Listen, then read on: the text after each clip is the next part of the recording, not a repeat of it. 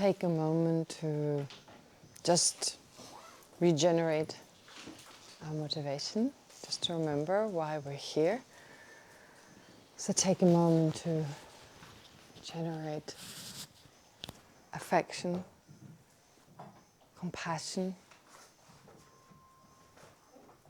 and the determination to do whatever we can for sentient beings to overcome their suffering.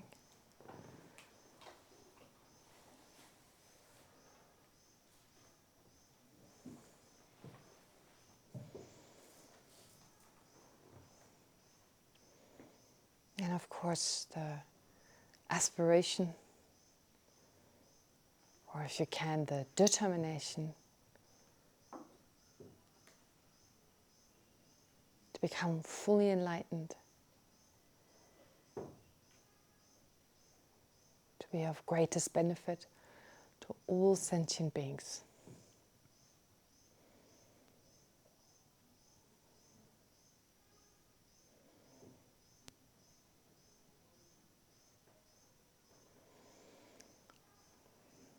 Okay. How did the discussion group go?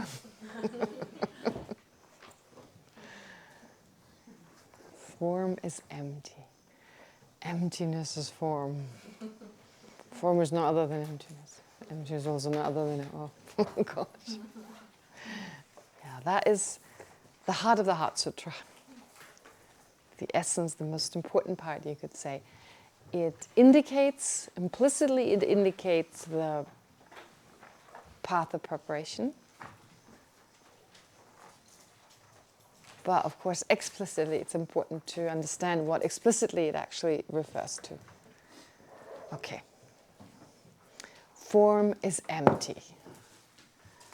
Form is empty. So, form, as we know, refers to the body. Very good. The body. Refers to our body.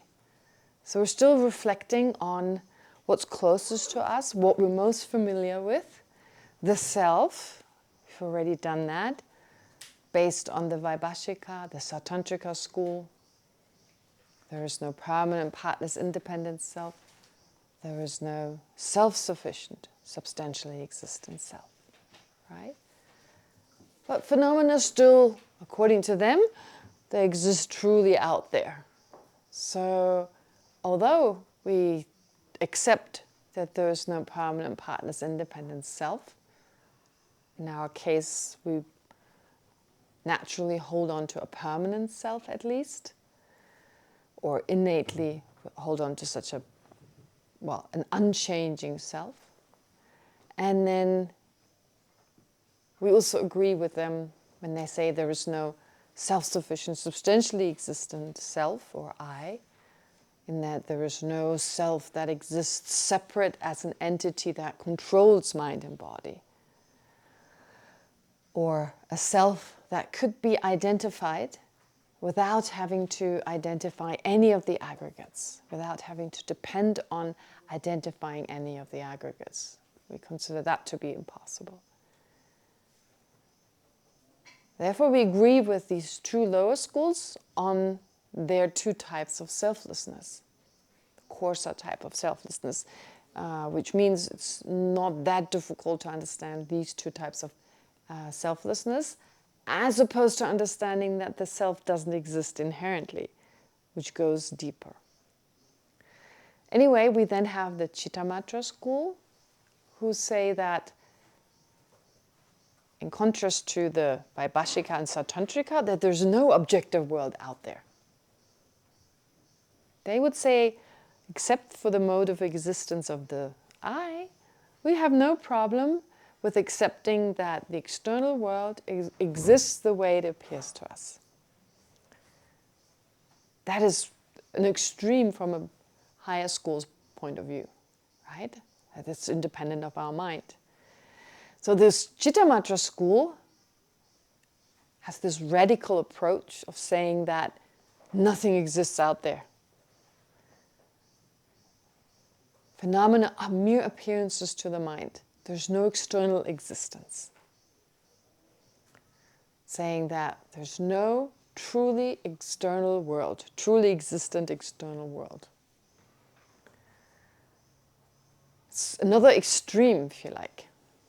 But it's helpful to learn this school because they have a very good explanation of the mind, of imprints, how they work, because they have to account for the fact that phenomena do appear to our mind. And what is it that is responsible for these appearances? They say it's imprints. Imprints we left on our mind. Karmic imprints. Imprints we left on our mind.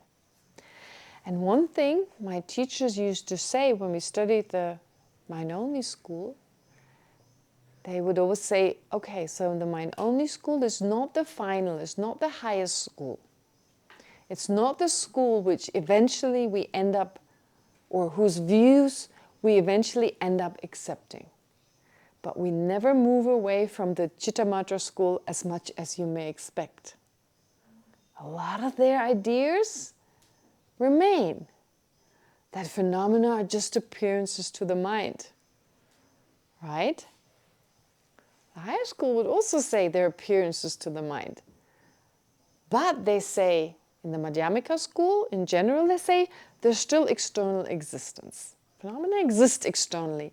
So they don't deny external existence. But they say, nevertheless, phenomena don't exist truly out there because nothing exists truly.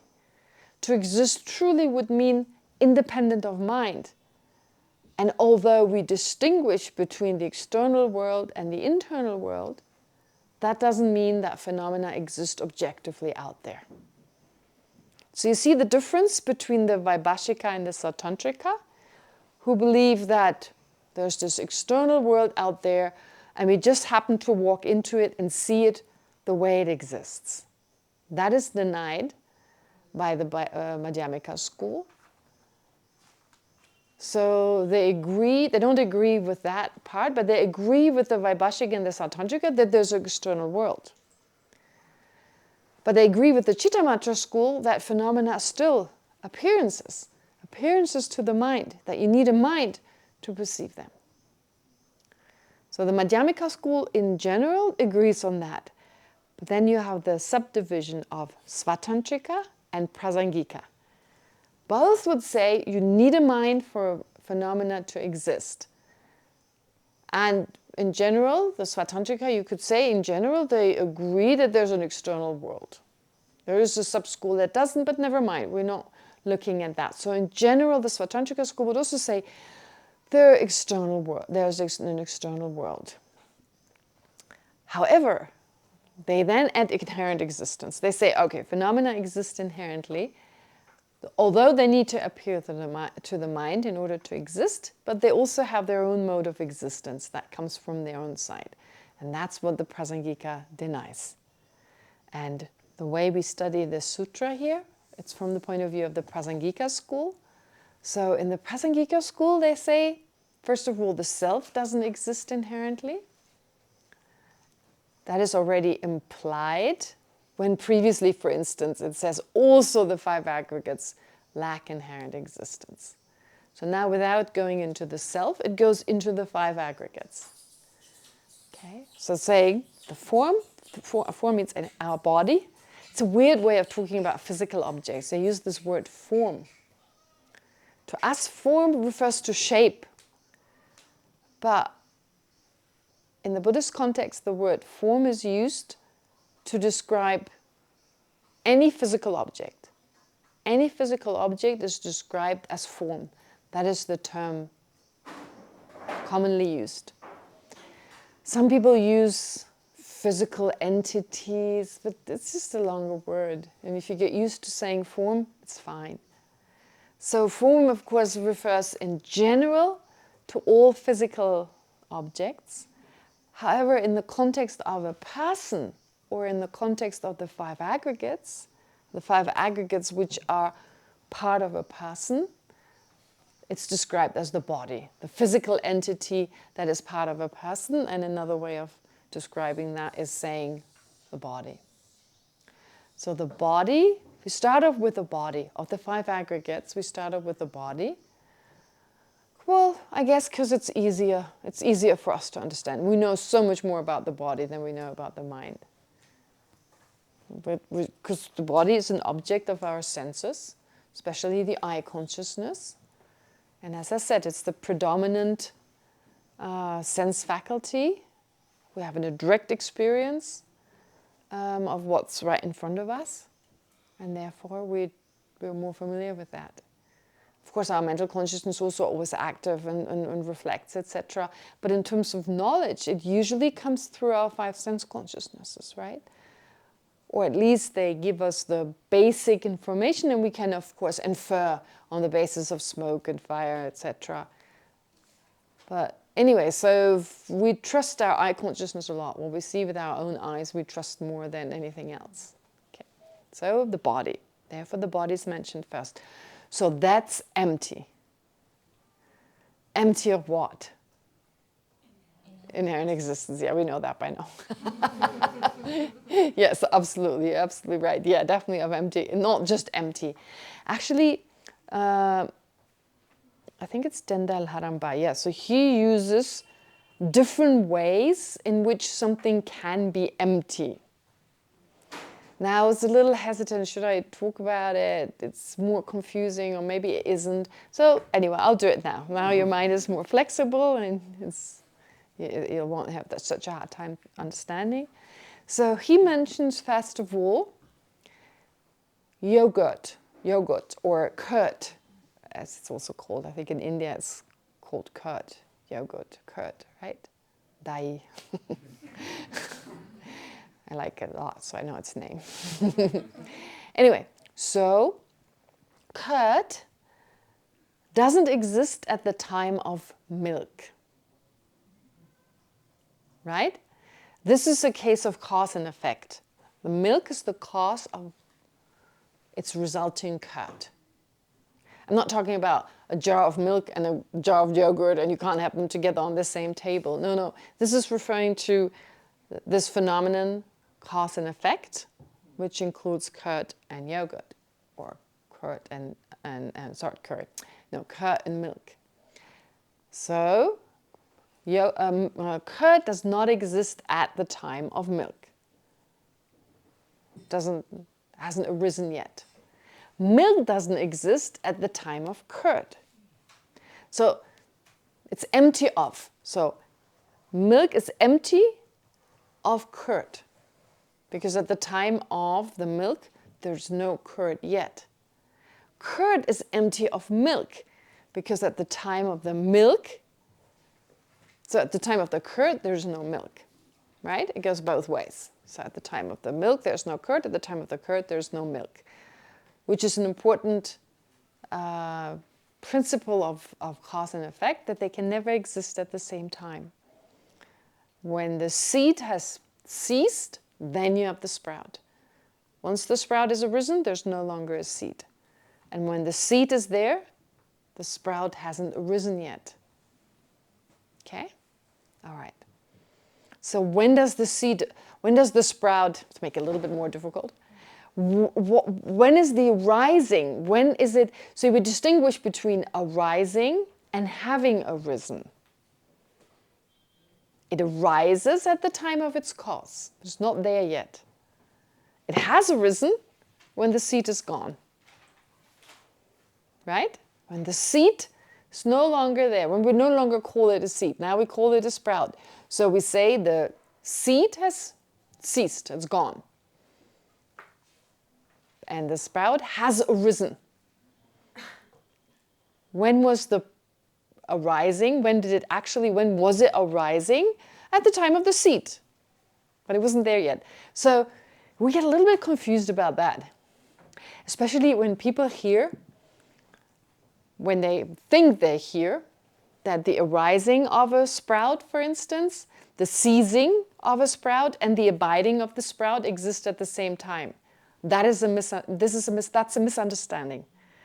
The arising of the sprout, the abiding of the sprout, and the ceasing of the sprout do not happen at the same time. Having arisen, abiding, and ceasing, those happen at the same time. Does that make sense? So having arisen, while the sprout is there, it has arisen, obviously, it's now there. For something to be there, it must have arisen, right? And it abides. We call it sprout for a few moments. But it also ceases, because moment by moment it changes into something else that is, although still called a sprout, but it's changing and moving towards the state when it has ceased, which means now you no longer have a sprout. Does that make sense? So once the sprout is there, we give the following labels to it. It has arisen. Yeah, it has grown. It is there. It exists. We also say it remains or it abides. While we see it, it's abiding, it's there. I mean, don't talk like that, of course. It's not like, oh, is your sprout abiding? No, but we have a Tibetan word, right? I mean, it's difficult to translate this Tibetan word nepa, which actually means to abide, to dwell, to remain, to stay. But how do you use that with the sprout? It dwells, it remains, it stays, it abides. So it's awkward, we don't talk like that. But still, if you want to describe this Buddhist term, or in this context, Buddhist, like nepa, which means to abide. So yeah, while it's there, even though it changes moment by moment, but there's a time when we continue calling it a sprout.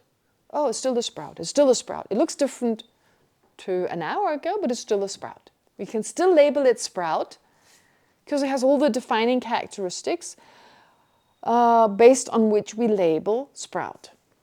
Okay, so it's abiding, it has arisen, it's abiding, and it's ceasing. Because moment by moment it's changing. Moment by moment it's changing. Do you understand that idea? So, takes us back to this discussion group topic yesterday.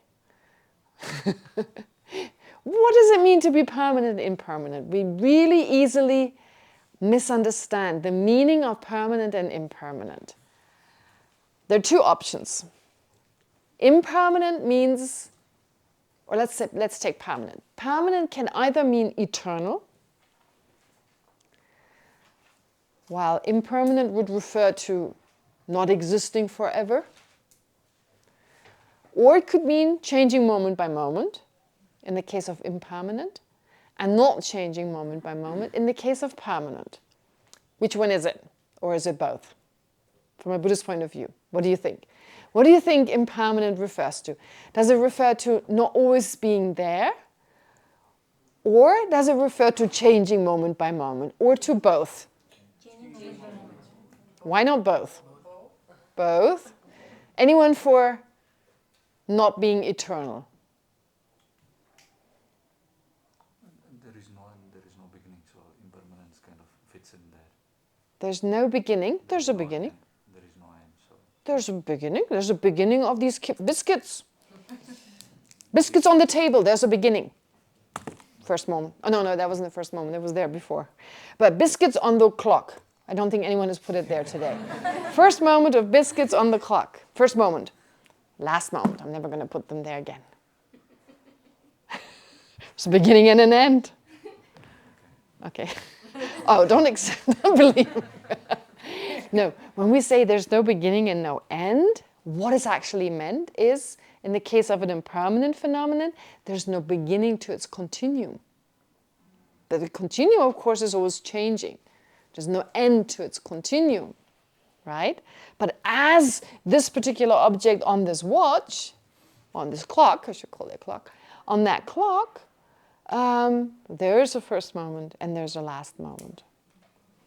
Okay, but let me ask you, is there something? So the way to analyze this is, well, if you don't agree that eternal and not changing moment by moment, or existing but not changing moment by moment are the same, can you think of something that is impermanent but eternal?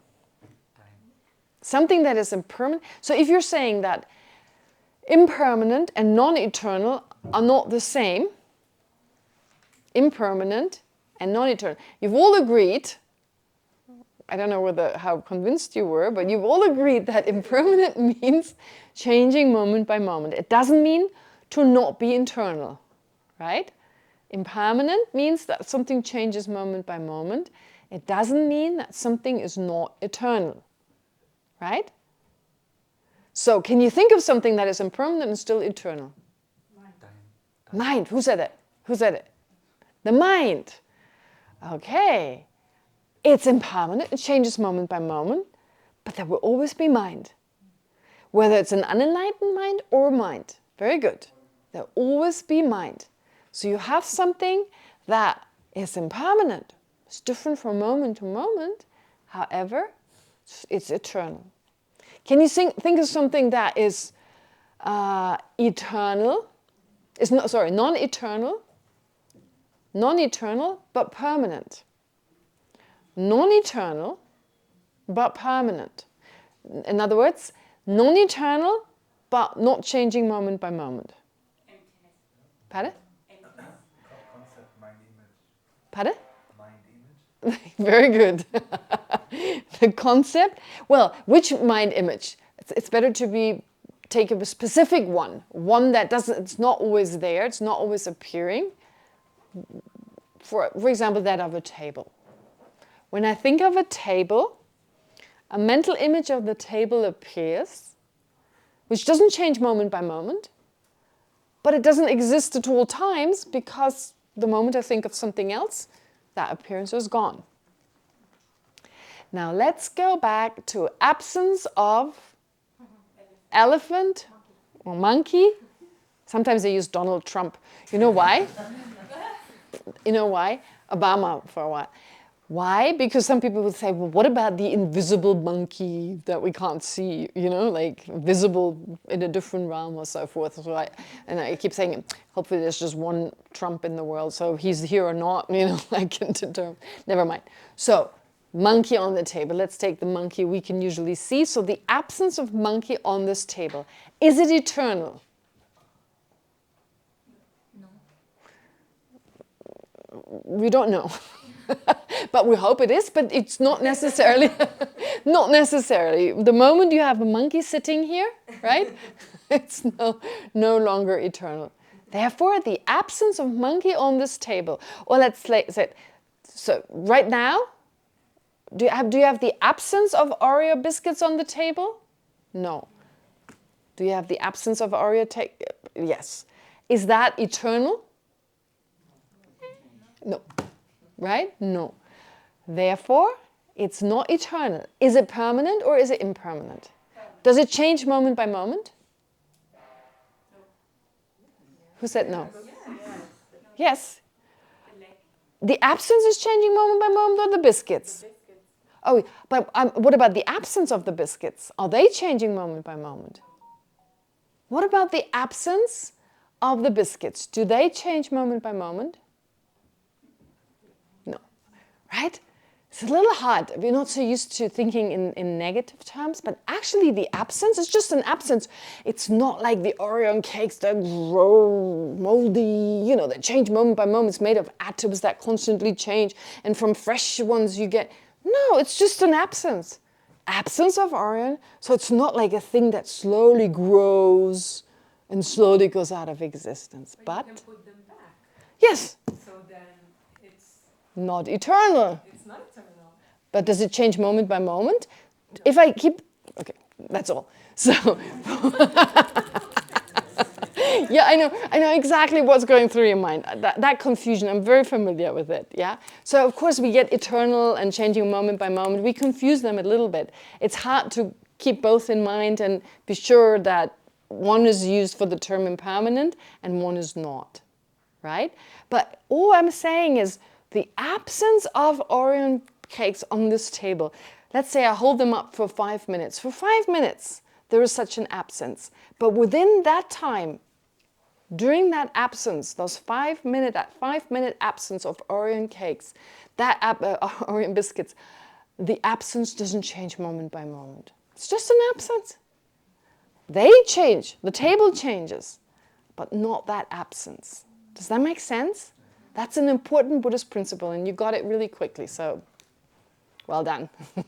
There are people who take a little longer, right? So just to be sure, eternal and impermanent just means something different. But in everyday usage of the word, it sometimes means this. It probably means eternal more often. So permanent seems to refer more to something permanent, as something eternal, versus not changing moment by moment. We're not that familiar with the principle of changing moment by moment, right? I mean, how often did your parents tell you, watch out, it changes moment by moment.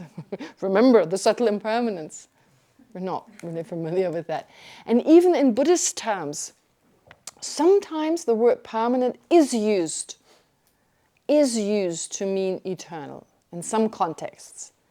However, in the context of whatever exists, it's either permanent or impermanent. In that context, it means either it changes every moment or it doesn't.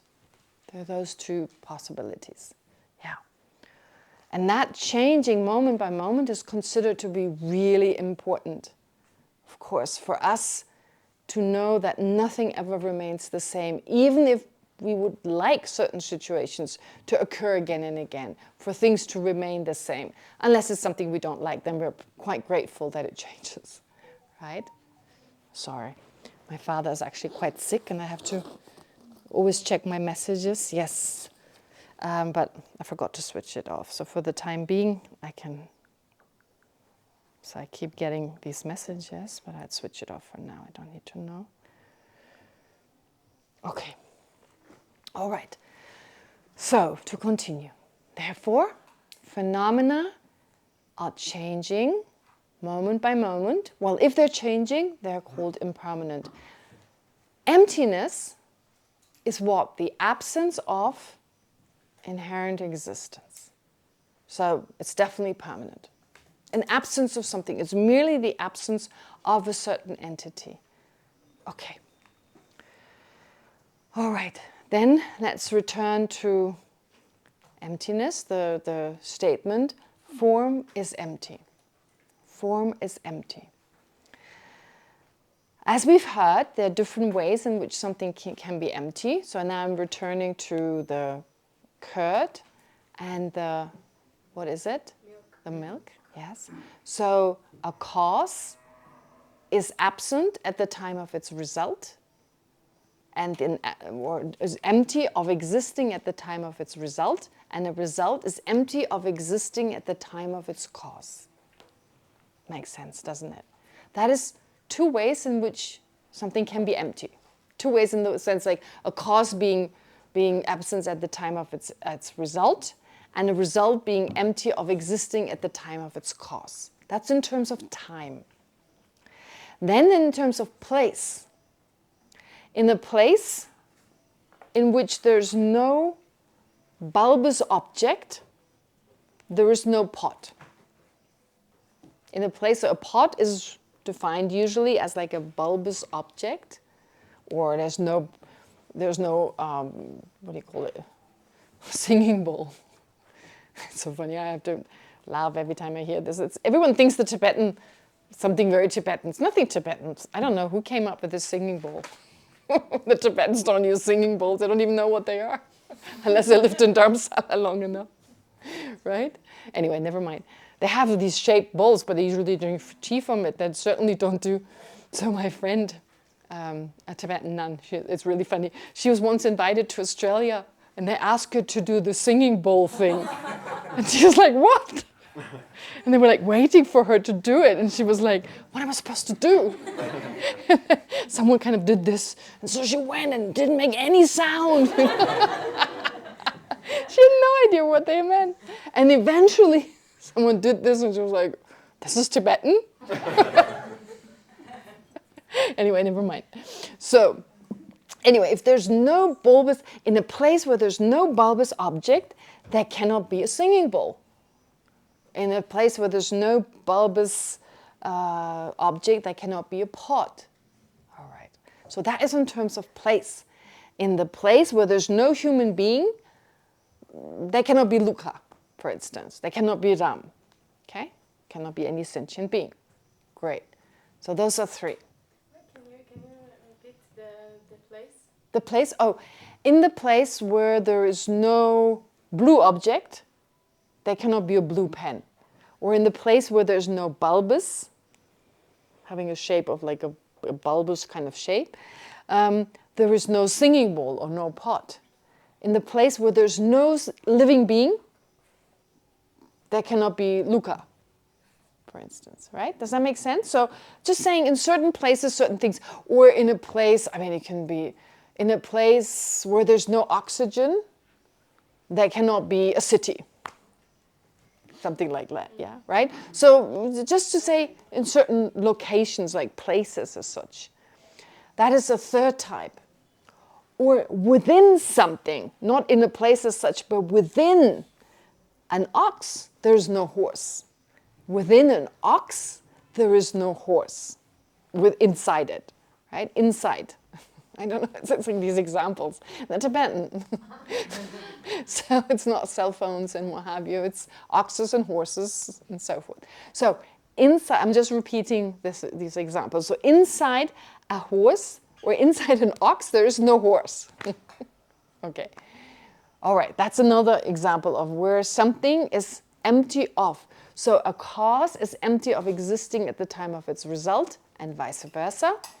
A vase is empty of existing in the place where there's nothing bulbous. And a horse is empty of existing in an ox. And then you have another one. A human being is empty of being a heap of stones. Now that's a little weird. A heap of stones. What a heap of stones. Some people say a scarecrow. It's probably better. Or a dummy. A scarecrow, you know, like on the field when you have this, looks like a living, yeah. Or a dummy. A dummy. You know, like in a department store, you've got these dummies dressed up. So it's empty of being a dummy.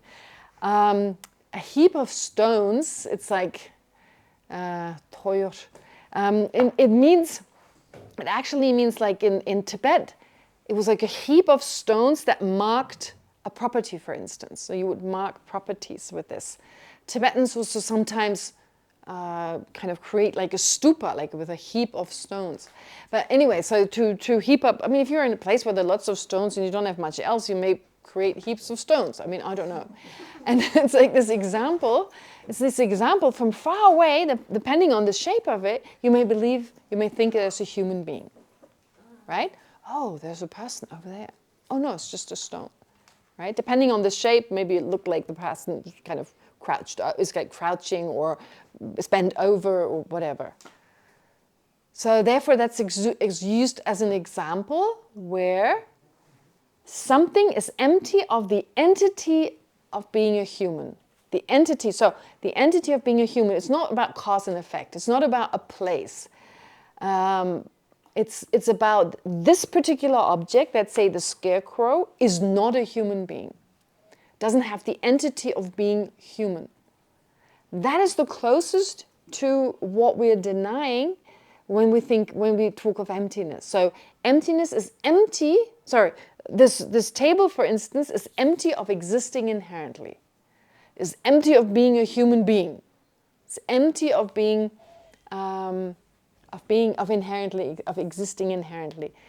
And in the first four cases, it doesn't actually appear to us to exist that way. I mean, it's not like curd looks like milk and milk looks like curd. Maybe to some people, but usually it's difficult to be mistaken about it.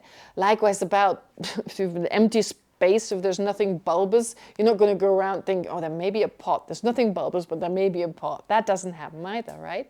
And like, how often do we think there's a horse and an ox? Maybe a horse and a crocodile, but an alligator who's just eaten a horse, but not in an ox. But with a scarecrow or with a dummy or the heap of stones, right? In that case, there may be the assumption that it is a human being. So this is similar to emptiness because it appears to be an actual person, appears to actually be a human being, right? From afar. When we don't look closer, a scarecrow or a heap of stones, depending on how the stones are arranged, it may appear as a human being. And phenomena, If we don't look closer and if we don't analyze, they appear to exist inherently. There's definitely that similarity. Does that make sense? But one difference is, while a human being exists, or whereas a human being exists, which is what is negated on the basis of the scarecrow, inherent existence doesn't. So the object of negation in one case, in the case of the dummy or the scarecrow and the human, in this case, what are you negating? This particular object, the scarecrow, being a human. So a human being is negated here, but humans exist in general somewhere else, not on the basis of a scarecrow or a dummy, but they exist. Whereas emptiness never, the object of negation of emptiness, that is inherent existence, never exists. That's the difference. How about a mule? A horse is kind of in a mule. In it? Poor mule. You've got this horse kind of, it's kind of really, literally inside it, right? Yeah, so there is a similarity, but to be precise, it's not in it, right? In it means literally inside it. Partly it's part a horse and partly a donkey, and so there's some donkeyness inside the mule. But that's not literally inside, right? When we say inside, you have a hollow object and something is inside it. I think that's what was meant by Dendal Haramba when you talked about that. I think you literally mean, and if the horse or the ox has just eaten a matchstick, okay, the matchstick is inside for a while, right? But a whole horse, right? An alligator, yeah, we can talk about an alligator or a big snake. Some snakes that swallow their food without chewing it, and in that case you may actually, but in this case, no, I think it literally means inside of it. I know what you mean, I agree. That's a way of talking, but Tibetans wouldn't even talk like that. I mean, I'm translating it from the Tibetan, and Tibetans wouldn't say there's a little bit of horse inside it. In English and German it works, but not in Tibetan.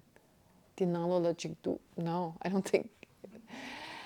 Anyway, but returning to this, so I think what he's trying to convey here is we need to understand not just that something is empty of it, but it means a particular absence, not within it, not at the time of its cause and so forth. No, just not being that, not existing inherently. Okay, so I hope it helped a little bit to further understand what we're talking about. But anyway, these 4 sentences that I've asked you to discuss, they actually describe 4 attributes of emptiness, as it's sometimes called, and sometimes it's also described as 4 profundities. 4 profundities, that sounds much more elegant than saying 4 attributes of emptiness. Okay, the 4 attributes of emptiness, or the 4 profundities. So the first one, as I just said, is form is empty. Form lacks inherent existence. But then what about the next sentence? What does that mean? Emptiness is form? What does that mean? What came out of the discussion? Did you ever get to that point? Yes, Luca? It's like a mold. Like a mold? Okay. So in what way? something has a form, when you mold something, you need an empty space to mold it. Empty space, but lack of inherent existence? Okay, so you're saying in a mold, like the analogy of a mold, okay, for it to exist or for being able to make something from this mold, you need some empty space. Okay, but now that is an analogy. How would you apply this analogy to the sentence, form is emptiness, or emptiness is form? How would you apply it to that? Don't use the analogy, but explain it to me, based on using words such as if it lacks inherent existence and so forth. Because you're getting there, I'm just... Okay, he's getting there, but is anyone has something to contribute? Can you explain the word mold? Mold? Yeah, what what does that mean? Like a mold for like a cake mold. You know, you put the dough in. Okay. Okay, good. All right. What is it in Hebrew? Tavnit, of course. Why wasn't I saying that? I could have told you. Okay. Anyway. All right. So therefore, emptiness is form. What does that mean? Emptiness is form. What does that mean? Yes. So maybe if we can say that everything is pervaded by emptiness because everything is empty of inherent existence due to the depending arising in this, it's not really space, but in this everything can appear in the view of the mind. Okay, so because because phenomena are empty, they can exist as dependently arisen phenomena. They could actually come into existence, or they can exist. Does that make sense? Right? Yes, that's it, absolutely. Because, so sometimes they say everything is a manifestation of emptiness. That's weird. Like, emptiness has created all this stuff. No, it doesn't mean that. What it means is, with emptiness, there's possibility. Right? If there's space, if there's the absence of any obstructive contact, then you can have something in its place. So similarly, if phenomena lack inherent existence, they can exist. They couldn't exist without lacking inherent existence. Nothing could exist if it existed inherently. How would that be? It couldn't interact with other phenomena. It couldn't have a cause. It couldn't arise in dependence on causes and conditions. It couldn't have parts that are other than itself.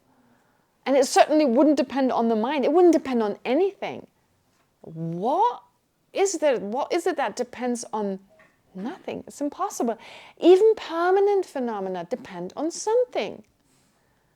Even emptiness depends on something else. The emptiness of this table depends on the table. You can't have the emptiness of the table. You can't have the absence of inherent existence of the table without a table. So even emptiness depends on something. What does the absence of Oreo biscuits on this table depend on? Oreo biscuits. A table. If you didn't have a table, you didn't have Oreo biscuits, the absence of Oreo biscuits wouldn't really make sense. I mean, you could still have the absence of Oreo biscuits, but it would then depend on something else. But in the case of existent Oreo biscuits and an existing table, the absence of that depends on those two. And it, at the very least, depends on the mind perceiving it. Does that make sense? Okay, great. Therefore, it's sometimes the analogy that is given is that of a gold coin and the gold. The gold coin and the gold. So the gold is the underlying substance, which manifests in the form of a coin. Or take a gold statue, if you like. So the substance is gold, but now the gold appears in the form of the statue. Similarly, phenomena lack inherent existence, and they appear in all different ways to our mind. Jack? Would it be accurate to say form is empty of inherent existence and is a dependent arising? Okay, is it accurate to say form is empty of inherent existence? Yes. And what was the next part? And is a dependent arising. Yeah, of course. Yes. Yes, that's totally correct. Form lacks inherent existence. It exists in dependence on other phenomena. Yes, of course. Yeah, and that's also implied in here. Because it lacks inherent existence, well, it exists in dependence. So after everything we did, I mean, you've all pretty much seemed to get it. Is there anyone who has a bit of a hard time with the second statement? Emptiness is form. In saying that because of emptiness, form and other phenomena are possible. Does that make sense? We couldn't have any existence, we couldn't have anything if it wasn't dependent on other factors. Think of anything. There's nothing you can find that is not dependent on something else. So really saying that phenomena are empty is really, in this context, saying that they are empty of existing as an inherently independent entity. Okay, Great. Yes? Could you please make a distinction between the two and what differentiates the first from the second? Okay, good, important. How do you distinguish those two? That's important. Okay, it distinguishes it, first in terms of the terminology that's used. The first is the profundity of the ultimate. The second is called the profundity of the conventional. Okay, which leads me to talk about what I want to talk about this afternoon, which are the two truths. The two truths. Okay, the ultimate truth and the conventional truth. Please raise your hands if you have no idea what I'm talking about.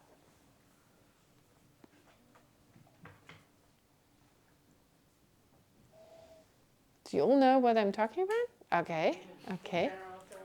In general terms. Okay, I said no idea, so you're right. So you have some idea. Okay, good. All right. No, she's honest, of course. So, therefore, what are the two truths? One is the ultimate truth, which is emptiness. Emptiness and the ultimate truth have the same meaning.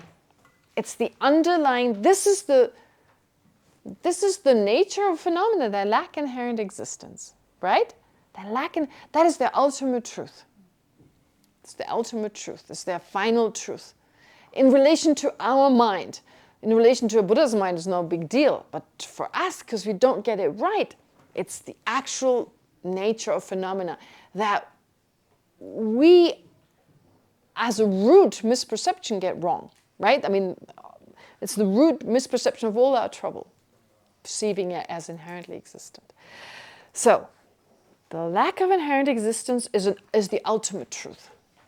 And everything else that exists, that is not emptiness, that is not that state of lack of inherent existence, right? Just that emptiness, that is a conventional truth. Everything else. Now, why? What does that even mean? Truth. Truth.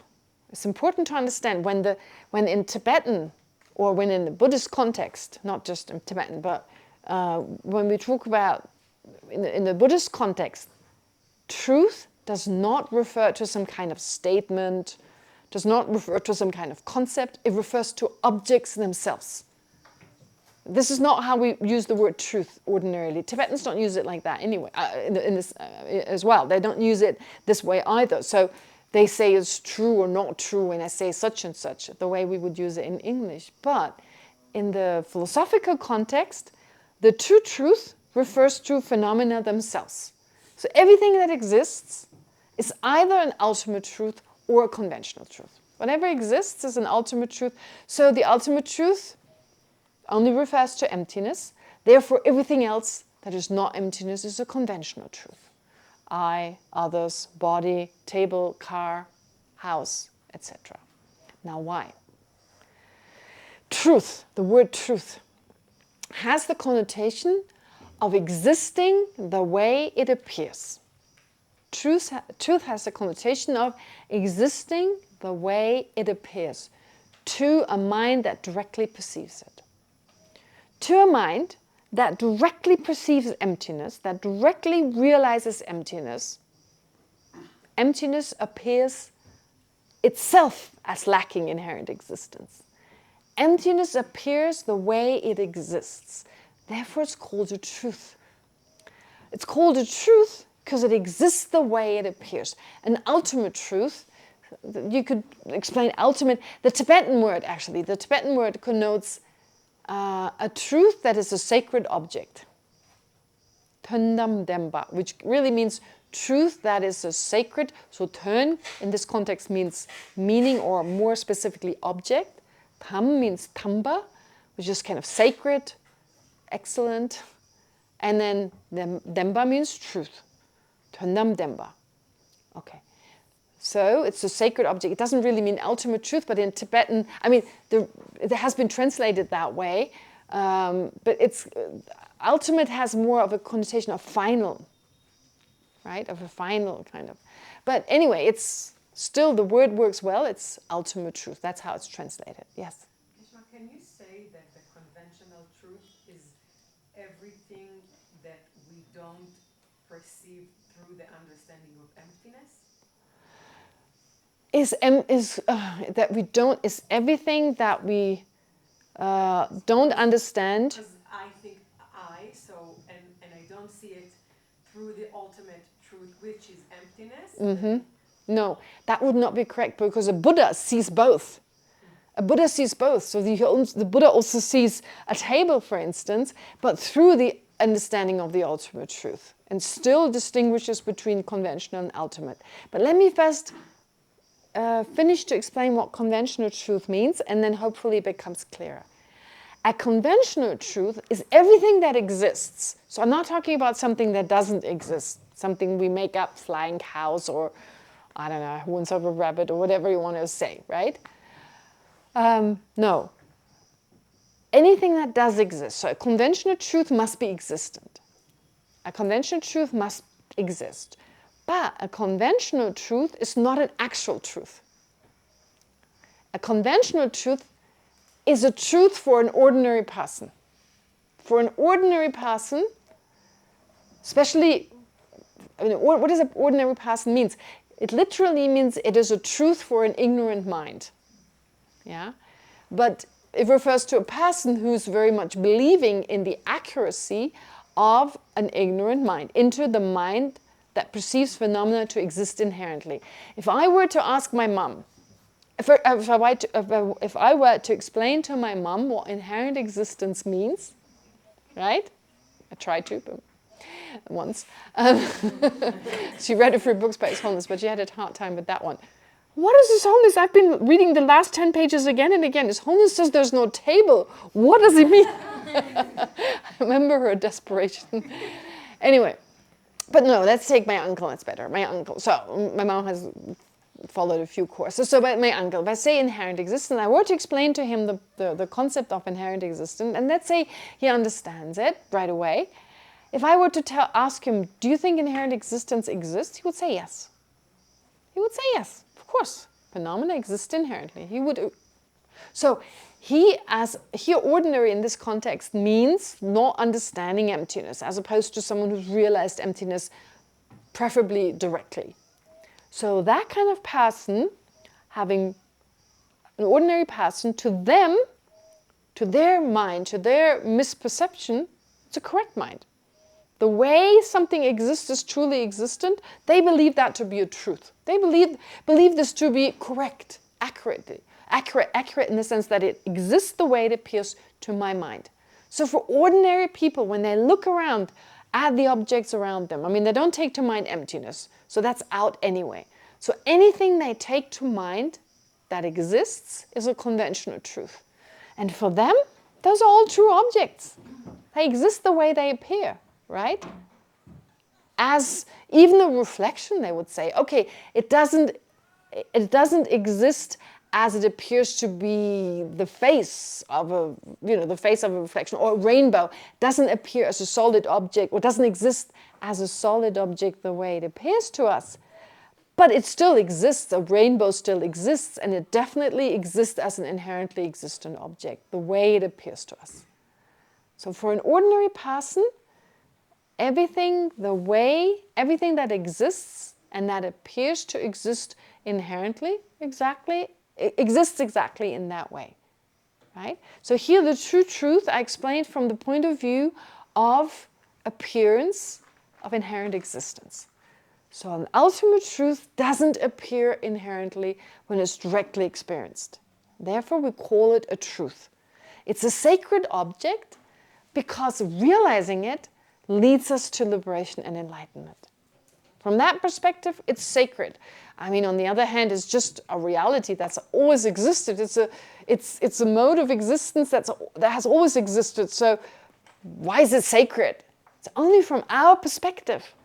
We want to be happy. We want to experience the lasting happiness of liberation.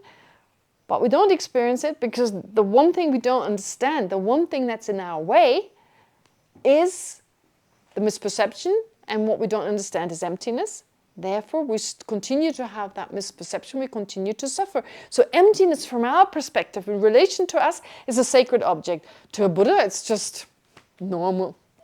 Right? To a Buddha, From the perspective of the Buddha perceives a table in the same way as emptiness. Big deal, right? Knows the conventional existence of emptiness, knows its emptiness at the same time. So from a Buddha's perspective, it's not a sacred object as such. From our perspective, it's very sacred. It's the solution to all our problems.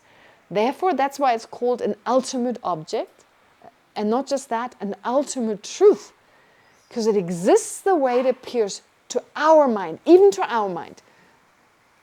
To a Buddha's mind, even the table exists the way it appears to him. The Buddha doesn't have any, to the Buddha it doesn't appear to exist inherently. But from our perspective, if you now realized emptiness directly, without being a Buddha, when you experience emptiness directly, it appears to your mind the way it exists. However, when we take to mind anything but emptiness, such as a conventional object, it will always appear to exist inherently. Whether direct perception or non-direct, it always appears that way. Only once you become a Buddha, it no longer appears to exist inherently. Does that make sense? It's a little difficult initially on hearing this, and there's also a reason for that, but maybe it's too early to explain why emptiness, when it's directly experienced, why that doesn't appear inherently, but a table, when it's directly experienced, that still appears to exist inherently. Why? What is the difference between the two objects? That we can discuss at a different point, but if you just accept this for now, that's why we call a conventional truth. It exists conventionally, it's dependent on imputation and labeling. However, when it appears to a sentient being, a non-Buddha's direct perception, it always appears to exist inherently. And that's why it's a conventional truth. Does that make sense? That's the difference between those two. So, if I understood correctly, you said that to a Buddha, the table would appear, but not Inherently existent. How does it appear? I mean, I'm having this question since... As lacking inherent existence. And still a table would appear? Yes, still a table appears. Where's the problem? A table exists. Yeah. And does it appear through our concept of table? Why would it appear through our concept of table? Why? Independence on what the table would appear for the Buddha without it appearing through... Why would it have appeared through what appears to us? Okay, what's the cause for a table to appear to Buddhas? No, I'm asking you because I know you've heard, that conventional truth appears through us. You've heard that. That's one way I heard, and I heard also that it is possible without, but yeah. But why would that be the case? There's a reason for that. Well, the main reason is because of my grasping too. I don't have a concept of a table without it existing inherently, right? So for me personally, my own grasping, table, as you said in the first session, table and inherent existent table almost appear the same. So I can't really grasp something that is a table. But that's for you. For you, that's okay. You can't distinguish between the table and the inherently existent table. But in actuality, they're different. Right. So a Buddha, therefore, can distinguish between the two. Right. But still, we say, it is said in the text, it's true that it says, everything, any conventional truth appears to the Buddha by way of appearing through us. Right. Why? That's the question. Yes? Because out of his compassion he's looking through our minds? No, that's not, I mean, of course he does, but that could be the case for emptiness as well. But it's not the case for emptiness. I mean, emptiness can also appear to us. He knows through memory when he was not enlightened. Pardon? He knows through memory when he was not enlightened. It wouldn't be called memory, it would just be a direct perception, but that's not the reason. It's one simple reason, actually. Yes? Maybe because what we already said, that it's interdependent, so emptiness is form and form is emptiness? No, but then it would also, emptiness would also have to appear through us because it's interdependent. But it's only the concept, the conventional. Yes. Because it's just what's conventionally understood. So we call it a table, and he would still, or the Buddha would just see it that way because that is the way we communicate. It's like language. So it's the language itself. You're getting there, you get slightly getting there. It's already moving in that direction. Let me hear Jack. What I had heard before was that the Buddha would see through our mind, and through our mind he would see the table because he sees through us. But what about emptiness? Wouldn't that... Emptiness he would see directly. Why? Because he has the ability to do so. Well, he has the ability to see the table directly. From a conventional standpoint? Conventional means existing standpoint, yes. Wow, I'm impressed that you're all, in this very difficult debate, you're all participating. Yes? I heard something about like he can be whatever you need him to be. Like, Oh, that's he just... can be in every place, in every time. And you choose to... That is true. That is true, that the Buddha appears in whichever way is necessary, but that is different. And here we're just talking about appearing, manifesting in a certain way, versus realizing. Okay, versus realizing. Luca, you raised your hand briefly, but it's gone again, or is it still? I was just saying that he with his omniscience, he just knows like Jack said, through, or he can see in our minds basically what's the conceptual view of truth, but it actually is not real existing, so he has to look through our minds to see it, because he cannot see it directly, because... You cannot see it directly. Because only he will see emptiness directly, that's what I think. Okay. Yes, but that doesn't explain why. What's the difference between emptiness and everything else? Christine?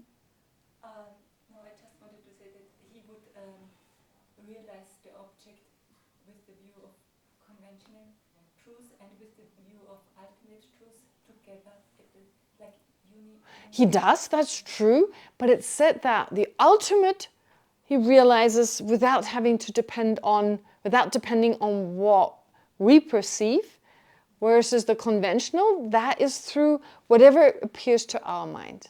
You raised your hand again? Is this true for all conventional truths? Yes. But what about conventional truths that like the Buddha himself? Pure Lands and so forth that the Buddha himself perceives. The Pure Lands are not an issue. The Pure Lands are not an issue because they're also sentient beings in Pure Lands. But the Buddha's mind, the Buddha's body. So is there anything that, exactly. So Buddha's mind and body, is there any conventional truths that only the Buddha perceives and no sentient being? Is there a conventional truth that only the Buddha perceives? Yes. No, impossible. Impossible. Because a conventional truth is something that is perceived by a deceptive. Is there a limit to what the conceptual mind can perceive? Is there a limit to what our thoughts can perceive? emptiness directly. No. Emptiness directly. Emptiness is emptiness. There's no emptiness directly and not directly. Either it's emptiness or not. Directly just connotes or directly just explains how it's perceived, directly or indirectly, or directly or conceptually. But actually it is said that the conceptual mind can know anything, right? Even the mind of a Buddha. How well it knows it, I mean, not directly realizing it, that is different. And is that shaped by karma and afflictions? Yes, but of course you can be liberated and you no longer have karma and afflictions, right? You're still like a liberated being, a bodhisattva on the 8th level, still a sentient being. A bodhisattva on the 10th level, just before becoming a Buddha, still a sentient being. So we're including all of those. We're not just talking about ordinary beings, right?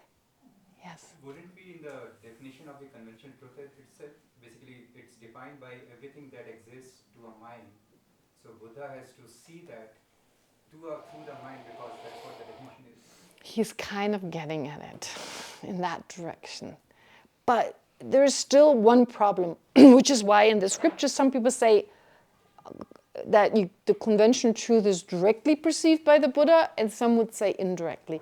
Those who say indirectly, they say conventional truth are merely labeled, and the Buddha doesn't label. A labeling mind is a conceptual mind.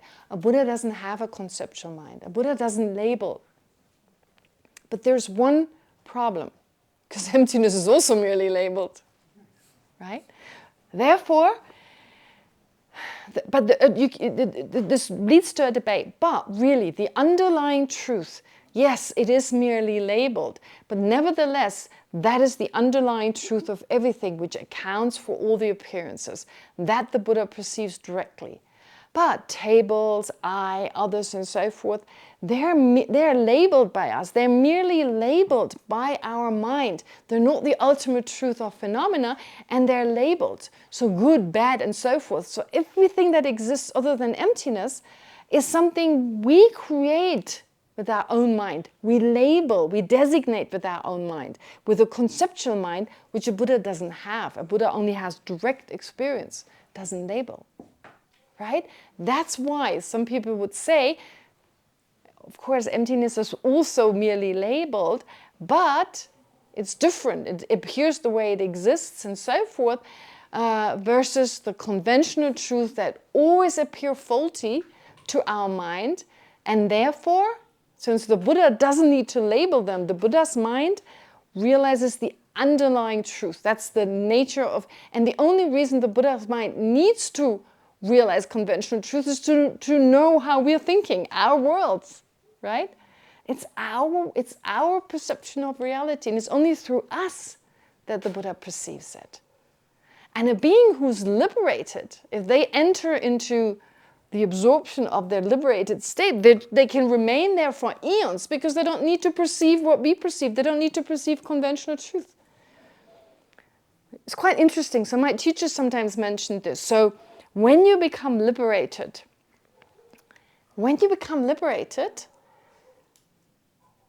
you enter a certain meditative concentration on just the state of liberation, that lack of inherent existence. And you focus on that, right? Some would say it's the truth of cessation, but that is considered to be an ultimate truth according to the highest school. So the cessation. That is an ultimate truth. So an arhat enters into this ultimate truth and remains there for a really long time. It's such a blissful state. Why would they have to perceive conventional phenomena? They don't need to work for the benefit of sentient beings. They don't perceive what we need to perceive. And that's why becoming self-liberated first is a detour. It's pretty fast to get there. Not as difficult as becoming enlightened.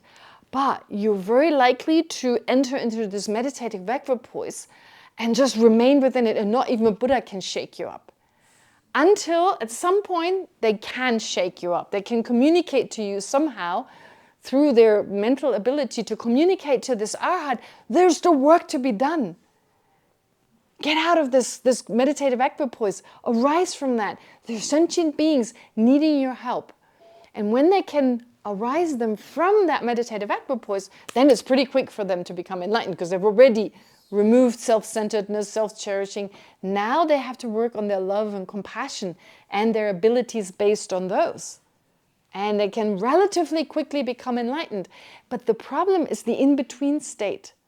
It's a bit like, I usually give the example, so it falls a little short of, don't think of it as liberation and enlightenment. If you want to go to Delhi, that's your goal, right? You wish to go to Delhi for so long, and once you get there and someone says, oh, it's good to also go to Bombay, you're not very likely to go right away to Bombay. But if you wanted to go to Bombay in the first place, you'll have a stopover in Delhi, but you very quickly move on. It's a bit like that. You become liberated on the way to becoming enlightened, but you don't remain in that blissful state. When you're a bodhisattva, I'll describe that level. It comes after the path of seeing. So not to worry about it yet. We'll speak about these levels. It's part of this text. But when you're a bodhisattva, at some point you will be liberated before you're enlightened. First you're liberated. I'll say exactly why. You become liberated first. That's a bit like to get to Bombay, you need to go through Delhi. But because your goal is Bombay, you don't stay for very long, a few minutes, and then you continue. If your goal was self-liberation from the beginning, such a strong aspiration to get there, so that you don't stop, so that you stop in Delhi for a while before you move on. So maybe the analogy falls short, of course. I don't think you would call Delhi or Bombay enlightenment or liberation, but you know what I mean. Like still an important place for you to go, for instance. So therefore, here the example is used here in order to describe the fact that you're stuck in that state. I mean, stuck, of course, is a great state to be stuck in. Liberation is wonderful. However, for sentient beings, it's not wonderful because you can't do anything for them at that time. And so a Buddha, all the Buddha needs to know for himself or herself is the ultimate truth, right? That's the actual nature of all phenomena. And anything conventional, because of the minds we have, right? We believe in true existence. We bring up a self that exists truly. And this whole world exists. Our whole world exists because of labeling this, that, and the other. So that's the reason given sometimes, but of course some people would disagree with that. That's the reason why they say a Buddha perceives everything indirectly, because really our world, the Buddha perceives our world. And even a Buddha's mind, well, the conceptual, like the way it is perceived by us, the way it's perceived by us. But this is where the difficulty arises. The Pure Lands are not a problem, but the mind of a Buddha. Yeah, the Pure Lands... Like the omniscient mind itself or the Buddha? Or the yeah, that is usually what's given. That is usually, it's not the anything like where sentient beings can also exist within, but in not just the omniscient mind, but also the elimination, the absence or the cessation of any kind of obscurations that we cannot fathom. It's beyond us, right? So, but we can conceptually grasp that. We can conceptually understand that. Because we can understand the emptiness or the impermanence of those phenomena. But it goes too far. It goes too far. Unless you've studied it a little further, this is just confusing. But I think the part that you may find helpful is the part that the Buddha needs to know our world. Needs to know what appears to us, how we perceive the world. And really, what did I say? What is reality? What is it that we call this world? It is everyone's personal reality, basically, right? It is everyone's reality taken together. That is this world, basically. Yeah. So what you perceive, what I perceive. And so the Buddha knows what is samsara? Let's put it in those words. What is samsara? It's everyone's perception. It's everyone's 5 aggregates. And of course, they're all based on our perception, on our conceptual thoughts. And the Buddha needs to know that to benefit us. He needs to know us to then guide us. Because before you can teach emptiness, you need to teach. Before you can teach the ultimate truth, you need to teach the conventional. I mean, you rely on conventional words. You need to rely on the conventional to teach the ultimate. Before you can teach the ultimate, you need to teach about the mind, about impermanence. You need to rely on words. You need to rely on the conventional to get to the ultimate, which are words, for instance. Does that make sense? Okay, great. Okay, it's a complete. I mean, it's hard, a 10-day course just on the 2 truths. So you can imagine it's a whole large, extensive topic on its own. So don't get too confused. But if you have some basis on that, And it's not that difficult. There's some good books on the true truth, and if you read those, I think you can get a good sense of what these two refer to. But just to say it one more time, ultimate truth is described as a special object, as a sacred object, something to understand that needs to be understood in order to overcome our misperception. And it's a truth because when we directly experience it, we experience it the way it exists. Okay. A conventional truth is a truth from the perspective of a person who believes that the misperception of reality is a correct mind. Or to put it in other words, it's a truth for that misperception. From the perspective or from the vantage point of the misperception that holds onto inherent existence, a conventional truth which appears to exist inherently exists the way it appears.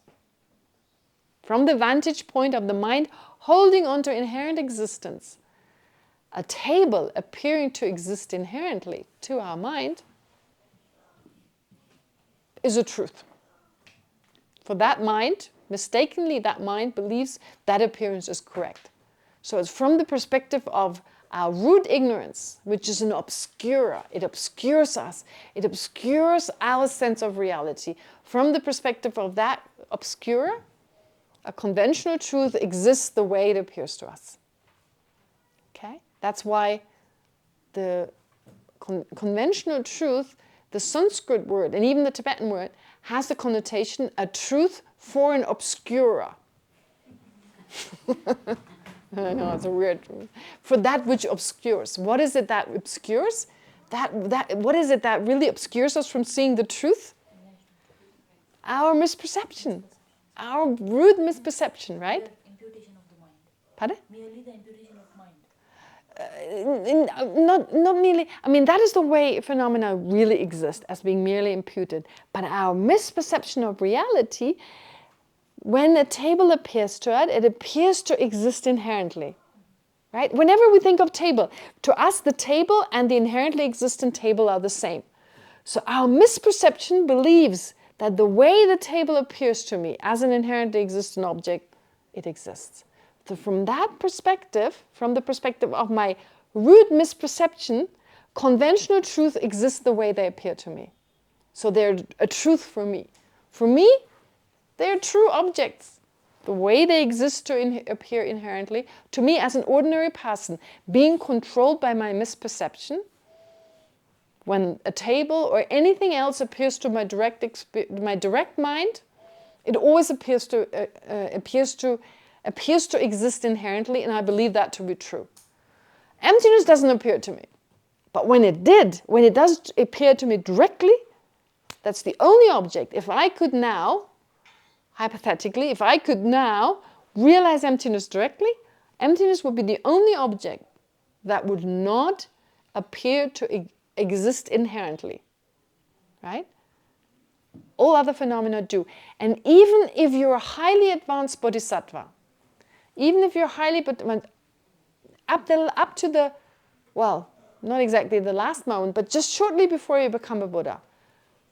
Because the last moment before you become a Buddha, you realize emptiness directly, so there's no mistaken appearance. A moment before you become a Buddha, there's a mind realizing emptiness directly, and then you become a Buddha. But before you enter for the last time as a non-Buddha, before you enter that meditative equipoise, a moment before you enter it for the last time as an ordinary person, in that moment you still perceive conventional phenomena, and they still appear to exist inherently. They always will, until shortly before you become a Buddha. Right? That's a little bit complicated, and for many of you, if you've heard it for the first time, but what you need to remember, so just to remind you, what part you need to remember. Ultimate truth are called truth because they appear to a direct mind the way they appear. Conventional truth are only called truth. They're truth for us as ordinary beings, because whenever they appear to us, to a direct mind or not, they always appear to exist inherently, and to us, that is the way they appear as ordinary beings. Or from the vantage point of our misperception, that's how they exist. If you could communicate with the misperception, do they exist in that way? It would say yes, because it holds on to their existence as existing that way. Okay, I want to make sure, I really, so don't feel shy to say, I don't understand. Please say so. Because of course I said there are different levels. Some of you have heard this many times, others haven't. So not surprising if some may still have a question or two. Yes? So can you please clarify Yes. how the Buddha Yes. can see the conventional truth, since we said that he sees the ultimate truth, and since he sees that, he cannot see the conventional, but yet he sees that, and it doesn't, and what Christine said, that he can see both truth at the same time. You Yes. said that that's not that also, so. Okay, it is true that the Buddha perceives both truths simultaneously, but it is explained in some scriptures that he perceives the conventional truth via what we perceive. So in other words, whatever sentient beings perceive, the Buddha perceives. And because the Buddha perceives everything that sentient beings perceive, we say the Buddha perceives conventional truth. Right? Whatever sentient beings perceive. Okay? So it's like those are the appearances to sentient beings, whatever appears to sentient beings. So it doesn't appear to the Buddha directly. But this, I need to stress this, that there's this one view by some masters. It's not just by ordinary scholars. Some masters would say that, while others would disagree. Okay, so the conventional, just a sec, the conventional truth is perceived. A Buddha's mind perceives the conventional truth. Basically, what is the conventional truth the Buddha perceives? All the objects we perceive. All the objects that we perceive, right? Of course, he perceives also the way we perceive emptiness. But the Buddha also directly, without having to depend on our minds to perceive emptiness, but also emptiness, he also without depending or without seeing it through what we see, he also perceives emptiness. That's the only object these masters who assert this would say the Buddha perceives independently of us. Right? Okay. Yes, you were first. So when we experience emptiness directly, what happens to all the conventional truth? When we experience emptiness directly, what happens to all the conventional truth? Are you saying when all of us realize emptiness directly, or when you realize emptiness directly? I know. Let's assume you do. One day you will anyway. So when you realize, is your question when you realize emptiness directly, or when all sentient beings realize emptiness directly? Let's say all. All, okay. What happens to conventional truth? What happens to realizing? If you realizing emptiness, isn't that a conventional truth? Emptiness is not, but realizing emptiness is a conventional truth. So when you realize emptiness directly, there's still a conventional truth. And when you're realizing, there's still you who's a conventional truth, right? But moreover, if I can kind of push you a little bit in the right direction. When we're all Buddhas, and we, without relying on anyone else, realize the ultimate truth, through whom are we going to realize? So that becomes a little bit more difficult. But then, of course, there's still the past. There's still the past, right? So anyway, we're not saying that sentient beings create conventional truth, just kind of make them up, have these fantasies. No, there's still a fine line between saying merely labeled versus just made up by the mind. We make up things in our own mind, believing that the earth is flat. We just make that up. That doesn't have any standing in reality, right?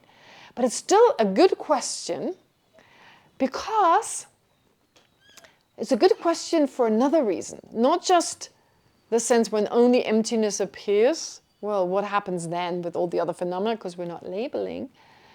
But also, if everything is labeled, And there's everything in this room is labeled.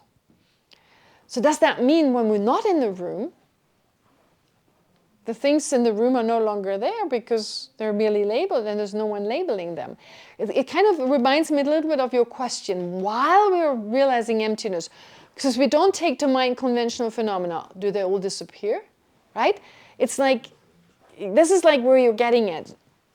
I said, well, since you're still realizing there's still a conventional truth, but if everyone is realizing emptiness now, if everyone were to realize emptiness, is at that time is there no longer any conventional truth because it doesn't appear to anyone's mind? Valid question, right? But let me ask you something. The first Dalai Lama was actually not called Dalai Lama. Only later, at the time of the great fifth Dalai Lama, I think it was the great fifth, was it the fifth or the third? Or the third? Yeah, I think it was the third. During the third, he started to be called by the Mongolians, he started to be called the Dalai Lama, which is just another word of saying the spiritual teacher is like an ocean. Like Dalai means ocean in Mongolian, so he's the ocean Lama. Who's got an ocean of knowledge. Yeah? So they called him the Dalai Lama, the third Dalai Lama. And they knew who was the previous Dalai Lamas, right? They knew of his existence, recognizing a reincarnation already existed. So they later on called the first and the second Dalai Lama. They were not called Dalai Lama then. They were not called, at the time they were not called Dalai Lama. So is the first Dalai Lama. His name was actually Gyalwa Gendun Drup. Was he the first Dalai Lama or not? Posthumously. Was he or was he not? If not, we don't have the 14th Dalai Lama right now. If he wasn't the first one, right, then we wouldn't... Pardon, Jack? Tibetan numerology has always been a problem. Well, besides that, but what do you think? What do you think? I mean, can we actually call something later and does it still become that thing, right? It's actually okay. Okay? I mean, when people say, I was not born as Kelsang Wangmo. In fact, I wasn't even born. My German name is Kerstin. So Kerstin is my German name. I wasn't called that when I was born. My parents only agreed on calling me that sometime later. But they still say, when Kerstin was born. It wasn't me. And still they refer to me. Oh, when I was pregnant with her, Kerstin. Still referred to me. So are they incorrect to call me that? Because at the time I wasn't called that. So the same argument goes for the first Dalai Lama. Can I not call him the first Dalai Lama? Because he wasn't called that at the time. Therefore, being labeled, for instance, being labeled doesn't require to be labeled at that time. Perceiving something or being dependent on a mind doesn't mean that it's restricted to a certain time. It has to appear to a mind. So a very popular debate when people hear about Buddhism and they hear everything is dependent on the mind, they say, what about this planet somewhere many light years from here that no one has ever seen? Doesn't it exist? Because there's no one to see it. Well, first of all, we don't know, there's no one to see it. Of course, we don't know, is there life on other planets? And the Buddha is very clear. Yes, of course, there is. There are other worlds out there. But even if there were this place, there's no sentient being, which is hard to really support. But let's just assume, does that mean there's nothing there? No, because we can still know later on. It's enough. We can take it to mind later on. That is enough for its existence. So it doesn't have to be at the same time. If it existed inherently, it would have to be at the same time. Now I give you an example which may terribly confuse you, but I'll try it anyway. We say that at the time of the seed, the sprout is growing, the sprout is arising, right? But there is no sprout yet. How can it be arising when there is no sprout? Well, because it doesn't exist inherently. If it existed inherently, then the sprout, if we say the sprout is arising at the time of the seed, of course, then we would have to say it has to be there at the time of the seed because it's arising.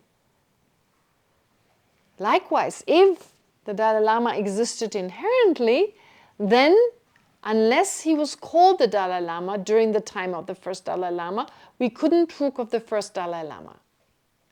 But because it's merely labeled, even if at the time of its seed, the sprout is not there yet, we can say it arises. The sprout arises. It doesn't have to be there, although it arises, because it's merely labeled. Does that make sense?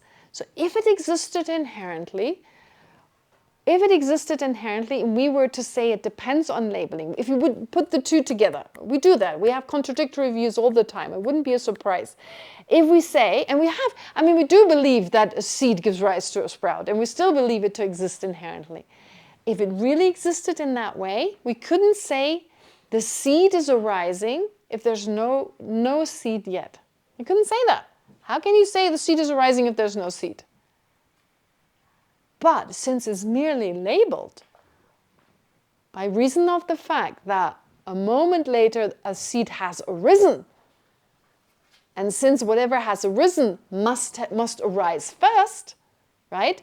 The past of arising is preceded by the present of arising. Okay? If you say, I've known, there must be a time when you're knowing. I've taken the exam means previous to having taken the exam, there must have been a time when you were taking the exam. Does that make sense? I walked to the market. If you say I walked to the market, that must have been preceded by the time when you were walking, when you were actually walking. If something has arisen, there must have been a time when it was arising. So the sprout, when it's there, it has arisen. It has arisen. Something can only be there if it has already arisen.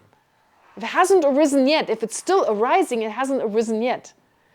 For us, we use those interchangeably and we get confused because we think if something arises, it's already there. But if it's arising, it's not there. It's only there once it has arisen. Does that make sense? Right? So therefore, if it existed inherently, for it to be arising, it has to be there. For if the Dalai Lama existed inherently, the first one, well, he would have existed at the time of Gendun Drup. Because you can't say he's the first Dalai Lama if he wasn't the first Dalai Lama then. But we just call the Dalai Lama later on, so it's fine.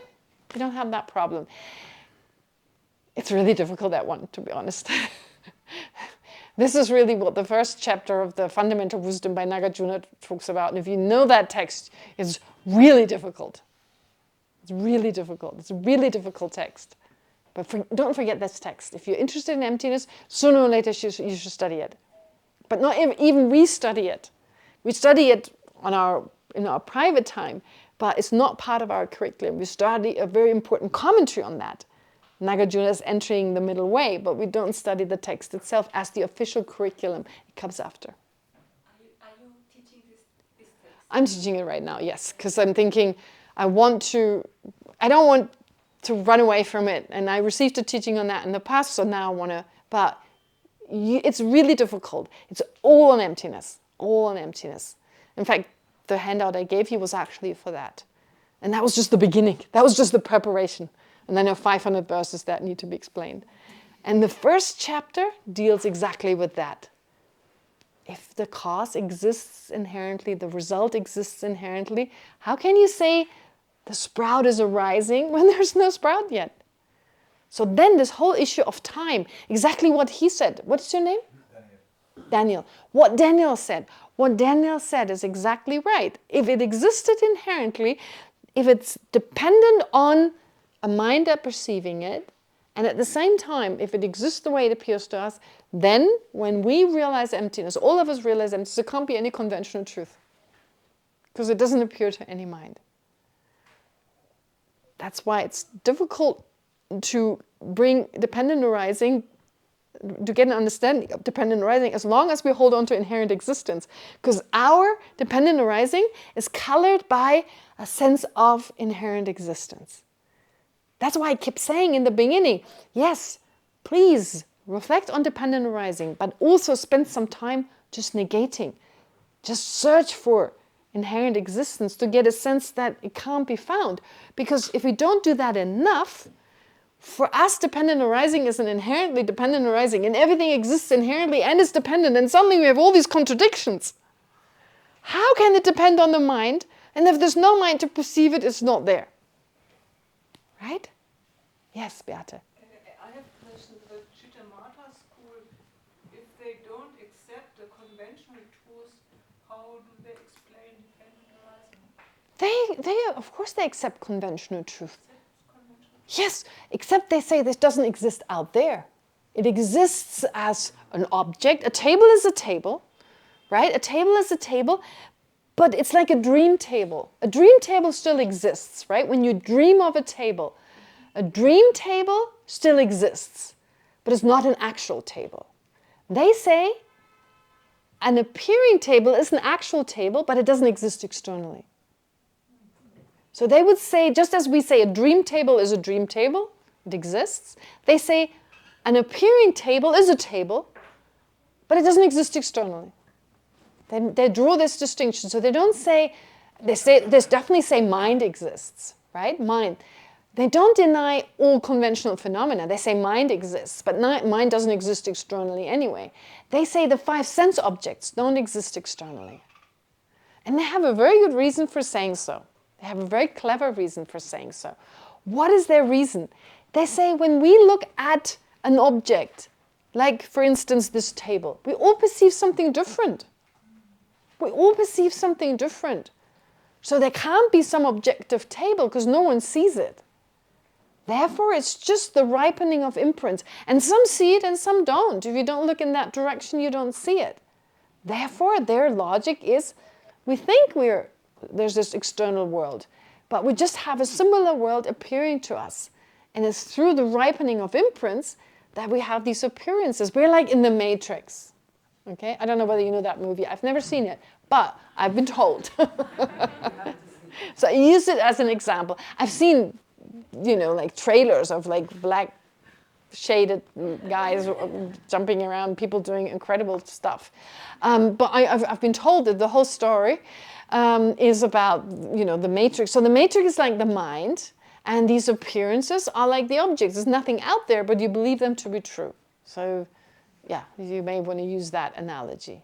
Yes? But that means even for this dream table, there is a dependent arising? Yes, the dream table depends on many things. A dream table exists, right? So without the mind and maybe seeing a table before, it's always dependent on many different factors. Right? Depends on causes and conditions. It depends on parts, the dream surface, the dream legs. It depends on the mind that dreams. Okay. So today we had a bit more of a discussion, and I encourage that because it's so difficult. So it's good that you're all bringing in your ideas and you're sharing with everyone else. We learn so much from each other. Right? Everyone's input is so valuable. And we probably have to go on with this a little bit just to understand these really difficult ideas a little better.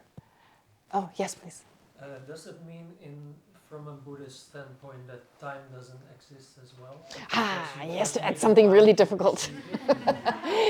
Okay, so from a Buddhist point of view, does time not exist? Yeah, because you first need a mind to perceive the moment at the moment for it to come in existence. Come into existence. Does time not exist? Well, time exists from a Buddhist point of view. Truth, maybe then, like as a permanent thing, as a permanent phenomenon. There are some Buddhist schools who believe that time is permanent. But the Prasangika school says it's impermanent. Because if time would not exist, that would mean we would be Buddhas already. If time, or no one would be a Buddha. Already, and we just need everything is in the moment. What is time? What is time? It's something labeled. What is the basis for labeling time? Let me just ask you in that way, right? So instead of answering your question right away, let me check, what is time? Time is something that is labeled. Whatever is labeled on the basis of certain parts, right? So what do you think is the basis for labeling time? Some people just raised their hand. I'm not sure who exactly, but I saw 2 or 3 hands going up. So let me just, right, hear who was it? I don't know who raised your hand. I thought I saw, yeah, Luca, okay.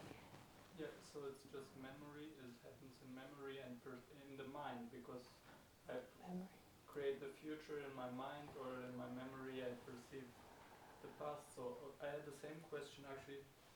Does the Buddha have no memories but just perceives in the directly through the ultimate truth or memories, and therefore look back? Let me first answer that question. So the Buddha, memory means a conceptual mind. Memory is a conceptual mind. A Buddha doesn't have a conceptual mind. But does the Buddha know what happened to him in the past? Absolutely.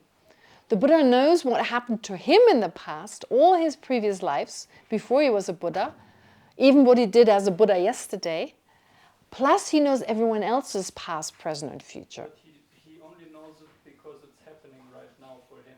Like the moment he is in is like... No, he also knows what happened in the past. The Buddha also knows what happened in the past. The Buddha knows what happened in the past. He knows it right now, what happened yesterday. But it's a knowing in it. It's not a direct... It's not happening at that time. Yeah. Yes. You first need another mind too. So you need, of course, when he knows something in the present, it doesn't mean it happens in the present, right? So we're still left with a question, how can we account not only for the present, when the Buddha perceives all phenomena, how can we account for the past and for the future? What is the basis for labeling past, present, and future? And let me be sneaky and add another difficulty. Is time linear or not? Who of you was first? I don't know. Oh, I love that. The kindness now. I would just say impermanence, that things change from moment to moment is the basis of time. Good, very good, very good. Changing moment by moment. On the basis of that, we label time. And is it linear or? The moment you can divide it even further and even further. That is true, but is it linear? Is it linear or not? James, do you want to go ahead? We perceive it as linear. We perceive it as linear? The way it's the moment to moment, and we string together via memory. Okay. And so we tie together each moment as if it is a single entity. As if it was, but it could be circular or... Oh, so we can become Buddhas when we go all the way back? Right? Is that possible? So right now, it seems to us that we're slowly moving towards Buddhahood. But if in actuality it's circular, we go back all the way and become ordinary again. Or is that the reason why you're able to perceive, in this case, past, present, or this, we call it past, present, future. So it's not, I wouldn't say it's like strictly linear, because when you dictate and say it's strictly linear, then that you don't have that capability of kind of going back to where you I love it. Really getting there, right? So for something to know what happened in the past, does the time have to go back? Just by knowing the past, does that mean the past happens all over? It's not necessarily saying the past happens all over. So you can know something that is gone now. Do you still have to, wow, who are you people? You are all enlightened just here from me. I mean, no, but you have some amazing, a lot coming from you, incredible after those few days. But yes, so this is a debate that usually doesn't arise right away. So anyway, my point is here, still going back to what you said, you're saying time doesn't have to be linear. It appears linear because, of course, you know, when you have a sprout, when you have a seed, it grows into a sprout. it never goes backwards. It's not like a seed sprout revolves back into a seed. That doesn't happen. So there's always one direction, and as you said correctly, based on these changing moments, we label time. And you may have noticed, for me, the last 3 years seemed like 1 year, because every day was the same. I never went out, I was always at home, I was always in the same room, and I only always did translation work and some other work, right? So, because it was all the same, I have a sense there was no time has passed, because there were no changes. The more changes there are, the more sense I have of a long time. So it makes perfect sense what Mike said, that it's linear because of the changes going in a certain direction. But James is arguing, however, it could be circular because you can know the past. But then I would argue, in order to know the past, does the past have to happen? Is it enough that it has happened, or does it have to happen right now in order to know it? How are we trying to look at this from a conventional or ultimate perspective? You can only look at it from a conventional perspective because time exists conventionally. We can only look at emptiness from an ultimate perspective. I think the reason why I think is because we were discussing about the Buddha and how the Buddha is able to perceive all 3 times. And so. But does he perceive the past as the past, or does he perceive the past as the present? Does he perceive in the present moment, does the Buddha perceive the past as the past, or does he perceive the past as the present? Then the Buddha is wrong, because the past is not the present. The Buddha is mistaken, because the Buddha perceives the past as the present. The past is not the present. The past is the past. Right? I would argue the Buddha would be wrong, because the Buddha does not contradict conventions. The past is the past. The past does not happen in the present. That would mean time exists, if you would call it the past. Aha. Which is why it wouldn't even be currently perceiving it as the present. It would just be perceiving it as the past. So it would be still moving in the right direction. We're still moving in the right direction, because by merely perceiving the past, if that would make it the present, well, either the Buddha would be wrong, or things would be really confusing. For us, it would be the past. For the Buddha, it would be the present, right? And even it would be the future, because a future Buddha would perceive it. So it would be the future. If a future Buddha perceives the past, then the present would become the future. Whoa. But if all things happen simultaneously in the now? Do they happen all simultaneously at the now? You're Buddha and non-enlightened right now? I think so, that everything just happens in the now moment, because there's no other moment than the now moment. There's the yesterday's moment? But it's just a memory.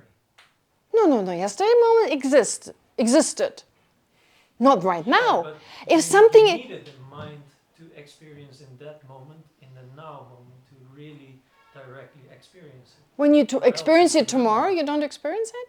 When you experience it tomorrow, you can't, if you can really experience it right now, tomorrow's mind is now? Tomorrow, when you experience it, it's now. Or else it's a thought about tomorrow. Tomorrow is now? When you think about it now, right? But when is now anyway? When is now? When is the exact present moment? If you're insisting on the present moment, I would challenge you saying, show me that present moment, right? You can divide it up further and further and further. So that becomes a little tricky. I don't think you can divide it. 1 second, can you subdivide a second? The present moment. I don't think How long is the present moment? How long is it? 1 second? It's not a nanosecond? It's not time. The present moment is not time? It's just the present time is not. The present time is not time. No. The present moment is not a moment. The present moment is not a moment. I think it's just an experience, like a constant experience, and all things happen. Wait, the present moment is an experience. A table is also an experience. So the table is not a table; it's just an experience. Yeah. You're just an experience. Yeah. So the experience is also not an experience. It's just because it's also being experienced. So the experience is also not an experience because someone else experiences it. Another mind experiences it, right? Yeah, that's how connected we are. Everything is just an experience. And if no one experiences it, it doesn't exist in that moment? Probably. Probably. Okay, well, anyway, we can go endlessly. You see how in the monastic institution we don't run out of stuff to debate. But you see, it's not about coming to some kind of conclusion, it's using our mind in that way. That's most important, right? And really digging deeper. And even just listening to that, okay, it makes us at least doubt our usual perception of reality. Maybe things don't appear the way they exist. If at least that is happening, that's a huge step. But let's take a break. Let's experience that break. Okay, so 15 minutes enough time? Yeah? Okay, great.